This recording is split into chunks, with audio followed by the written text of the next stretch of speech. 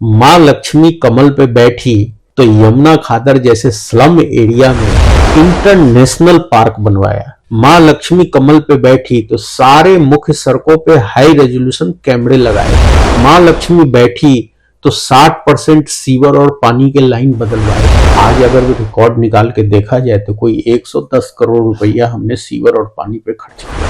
लगभग 60% अपने विधानसभा के सीवर लाइनें और पानी की लाइनें बदलवा दी है। आज मैं दावे के साथ कह सकता हूं कि कोई 800 गलियां इस विधानसभा में है और उस 800 में से 500 से ज्यादा गलियों के निर्माण का काम मैं पूरा करा चुका। पिछले 10 दिनों में मैंने 112 गलियों के काम का उद्घाटन किया बनाने का, कि वो पूरा जब बारिश होती है तो वो पानी नाले में चला जाता है, पानी के साथ कूड़ा भी नाले में चला जाता है। नालियां चूंकि भरी हुई है तो बारिश का पानी सीवरों में चला जाता है और सीवर जब ब्लॉक हो जाता है तो पानी एरिया में जमा हो जाता है। एरिया में पानी जमा हो जाता है तो वो घरों में घुसता है, वो हॉस्टल में घुसता है, वो कोचिंग सेंटर में घुसता है। तो राजेंद्र नगर इंसिडेंट एक दिल्ली सरकार के आंखें खोलने वाली इंसिडेंट होना चाहिए। आजादी के बाद पहली बार दिल्ली में बारिश के दौरान जल भराव से 20 लोग मर गए। Everyone, right now we are with Abhay Verma, MLA of Lakshmi Nagar. So, नमस्कार सर। नमस्कार। How are you? Fine. Okay, so अभी जो है चुनाव का दौर चल रहा है तो हवा कैसी है? अच्छी है। ठंड तो नहीं है ज्यादा? ठंड तो मौसम के हिसाब से है, लेकिन राजनीतिक गलियारे में गर्मी है और निश्चित रूप से भाजपा के पक्ष में एक हवा चल रहा है। तो आप ये कैसे कह सकते हैं कि हवा बीजेपी की हो रही है? कारण क्या है कि लोगों ने 15 साल कांग्रेस को देखा, 12 साल से केजरीवाल को देख रहे हैं। अब लोगों के मन में एक ही बात है कि अब एक बार बीजेपी को देखना है। ये इतना आसान नहीं था कि एमएलए बनना, वो भी दिल्ली में जहाँ पे आम आदमी पार्टी बहुत अच्छे से टिक चुकी थी क्योंकि लोगों को फ्री की चीजें बहुत पसंद आ रही थी। तो आप यहाँ पे जीते, ये इतना आसान तो नहीं रहा होगा। तो आप यहाँ पे जीते, किस प्रकार आपने जनता को विश्वास दिलाया कि मैं यहाँ जीतने के काबिल हूँ या मैं यहाँ आपके लिए काम करने के योग्य हूँ? लोगों को क्या है कि लोग थक चुके थे। ये एक ऐसी सीट थी जहां भाजपा कभी नहीं जीती थी और लोगों ने बड़े बड़े वादे किए लेकिन कभी भी बातों को जमीन पे लेके नहीं आए। तो कहीं ना कहीं लोगों के मन में था कि दिल्ली में कोई भी हवा चले लेकिन यहां से एक बार बीजेपी को जिताना है। और जब मैं कैंडिडेट बन के आया तो लोगों ने हाथों हाथ लिया और अनएक्सपेक्टेड जीत मिली।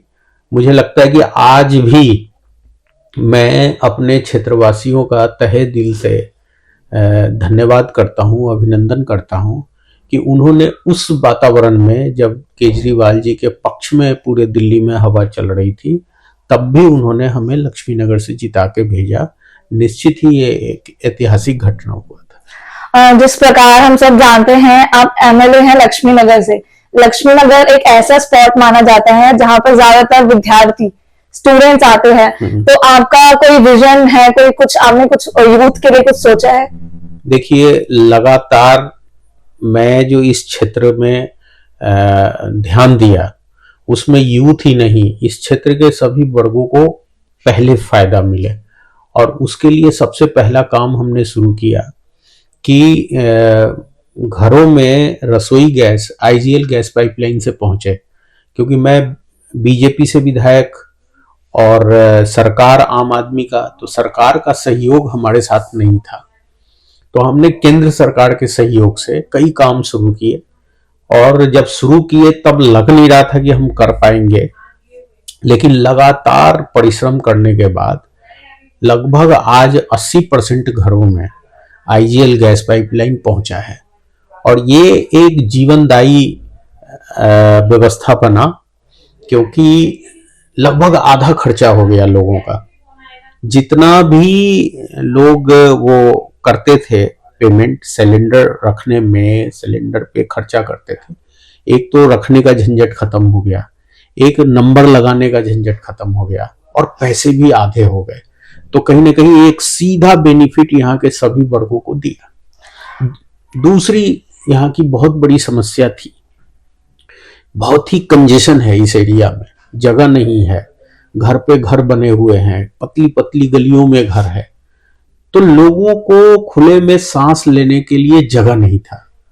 तो हमने यमुना खादर में रोहिंग्या और बांग्लादेशी जो जबरदस्ती वहां स्थापित थे, हजारों की संख्या में थे, हम डीडीए और दिल्ली पुलिस, हम तीनों ने मिलके उस जगह को खाली कराया और यहाँ एक सुंदर पार्क, असीता ईस्ट पार्क बनवाए, जहां आज लोग खुले में सांस लेते हैं। वहां जाके ये सुकून मिलता है कि लक्ष्मीनगर में ऐसा भी जगह है। तो काम अनेक है, लेकिन ये दोनों काम ऐतिहासिक काम है, इसको लोग भुला नहीं सकता।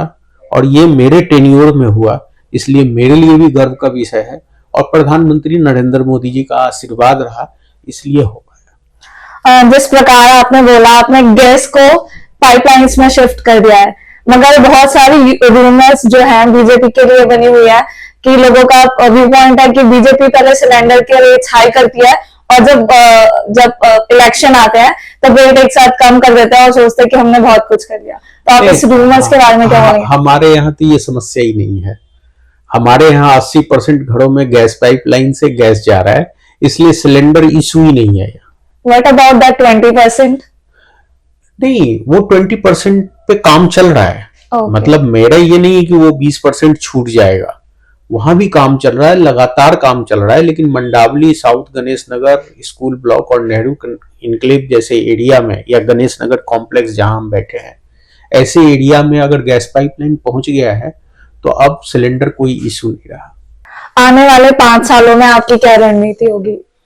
देखिए, जैसे कि मैंने आपको बताया कि मैंने इस विधानसभा को एक ड्रीम विधानसभा के रूप में लिया था, और मैं यहाँ आते ही, मैंने पहले भी आपको बताया कि आईजीएल गैस पाइपलाइन और पार्कों का डेवलपमेंट अपना प्रायोरिटी रहा, लेकिन मैंने इसके साथ सीवर और पानी पे भी बहुत काम किया। आज अगर रिकॉर्ड निकाल के देखा जाए तो कोई 110 करोड़ रुपया हमने सीवर और पानी पे खर्च किया है। लगभग 60% अपने विधानसभा के सीवर लाइनें और पानी की लाइनें बदलवा दी है। मेरा टारगेट ये था कि इस विधानसभा में जब हम काम करें तो पहले जमीन के नीचे के काम को पूरा करें। IGL gas pipeline, sewer line, पानी लाइन सब हमने बदलवाए, और उसके बाद हमने सड़कें बनवानी शुरू करी। आज मैं दावे के साथ कह सकता हूं कि कोई 800 गलियां इस विधानसभा में है, और उस 800 में से 500 से ज्यादा गलियों के निर्माण का काम मैं पूरा करा चुका हूं। आपको सुन के आश्चर्य होगा कि पिछले 10 दिनों में मैंने 112 गलियों के काम का उद्घाटन किया बनाने का। अभी मेरा पूरे जोरों पे है कि मैं मैक्सिमम गलियों का निर्माण करा दूं। अब आपने पूछा अगले 5 साल, अगले 5 साल में मेरा विजन बड़ा स्पष्ट है। मैं दावे के साथ ये कहने लायक बनूंगा कि इस विधानसभा की एक गली भी कोई टूटी है तो बता दो। अपना लक्ष्य स्पष्ट है, क्योंकि आईजीएल का काम 80% पूरा हो चुका है, सीवर और पानी का काम 60 से 65% का पूरा हो चुका है। तो बचे हुए काम को पूरा करना और फिर गलियां बनवाना, यानी दिल्ली लक्ष्मीनगर विधानसभा को चकाचक एक सुंदर विधानसभा बना के लोगों के सामने प्रस्तुत करना। जैसे मुख्य रोड है, विकास मार्ग आप देखिए, उसका सौंदर्यीकरण बहुत जबरदस्त कराया गया है। हमने मुख्य रोडों पे दिल्ली पुलिस से मिलके स्मार्ट सिटी के तहत हाई रेजोल्यूशन के कैमरे लगाए हैं, जिससे क्राइम पे जबरदस्त रोक हुआ है। आप मेरे विधानसभा के मुख्य रोडों पे जहां भी जाएंगे, आप पे कैमरे की नजर है। तो कहीं ना कहीं हम लोगों ने काम किया है एक प्लान के तहत, एक लक्ष्मीनगर विधानसभा को सुंदर दिखाने के तहत प्लान किया है। मैं तो प्रधानमंत्री नरेंद्र मोदी जी को बहुत बहुत अभिनंदन करूंगा, धन्यवाद करूंगा, अपने क्षेत्र के लोगों की तरफ से धन्यवाद करूंगा कि उन्होंने मेरे विधानसभा के 2 कोण पे, एक कोण पे मेरठ एक्सप्रेसवे, दूसरे कोण पे देहरादून एक्सप्रेसवे बना दिया है। लक्ष्मीनगर का काफी वैल्यू हो गया है, काफी महत्व हो गया है। बड़े बड़े लोग यहाँ रहना चाहते हैं, क्योंकि मेरठ की तरफ जाना है तो एक्सप्रेसवे यहीं से शुरू हो रहा है, और देहरादून की तरफ जाना है तो यहीं से शुरू हो रहा है ये एक्सप्रेसवे। तो कहीं ना कहीं अक्षरधाम के साथ ये एक्सप्रेसवे इस विधानसभा को 4 चांद लगा रही है। क्या आप ये इंश्योर कर सकते हैं जैसा ओल्ड राजेंद्र नगर में इंसिडेंस हुआ ऐसा कभी लक्ष्मी नगर में नहीं होगा, क्योंकि लक्ष्मी नगर में भी बहुत सारी कोचिंग्स है, क्या ये लीगली वर्क कर रही है, ये सब आपने कभी इंश्योर किया है? देखिए, ये काम सरकारी डिपार्टमेंट का है। मैं इस बात से बिल्कुल मना नहीं कर रहा हूं कि यहाँ पे स्टूडेंट्स का हब है और यहाँ सीए और सीएस करने वाले बच्चों की संख्या सबसे ज्यादा है। नंबर्स ऑफ कोचिंग है, मतलब कोचिंग क्लासेस की कमी नहीं है, लेकिन सरकारी डिपार्टमेंट को इस काम पे लगना चाहिए, देखना चाहिए कि क्या लीगलाइज है, क्या इलीगल है, क्योंकि हादसा से पहले ये पकड़ पाना कि यहाँ हादसा हो सकता है ये असंभव है।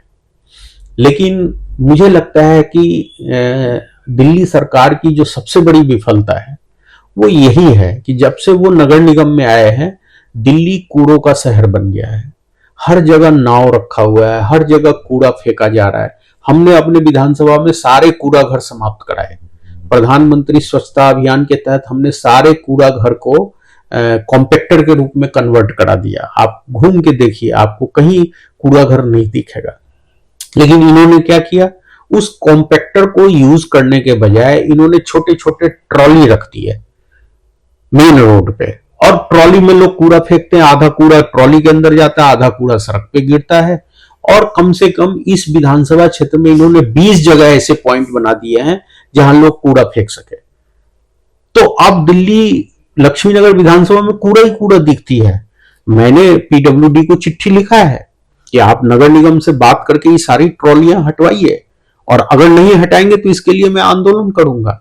लेकिन कहीं ना कहीं ये कूड़ा सड़क पे गिर रहा है, कूड़ा जहां तहां गिर रहा है, तो उसका नुकसान ये हो गया कि वो कूड़ा जब बारिश होती है तो वो पानी नाले में चला जाता है, पानी के साथ कूड़ा भी नाले में चला जाता है। नालियां चूंकि भरी हुई है तो बारिश का पानी सीवरों में चला जाता है, और सीवर जब ब्लॉक हो जाता है तो पानी एरिया में जमा हो जाता है। एरिया में पानी जमा हो जाता है तो वो घरों में घुसता है, वो हॉस्टल में घुसता है, वो कोचिंग सेंटर में घुसता है।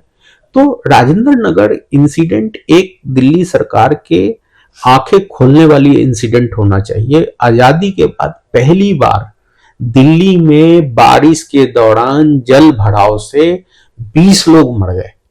इससे ज्यादा शर्म की बात नहीं हो सकती कि दिल्ली जो दुनिया की सबसे बड़े लोकतंत्र की राजधानी है, लोकतंत्र देश की राजधानी है, और वहां बारिश के पानी में डूबने के कारण इतने लोग मर रहे हैं। तो कहीं ना कहीं ये दिल्ली सरकार के लिए शर्म की बात है।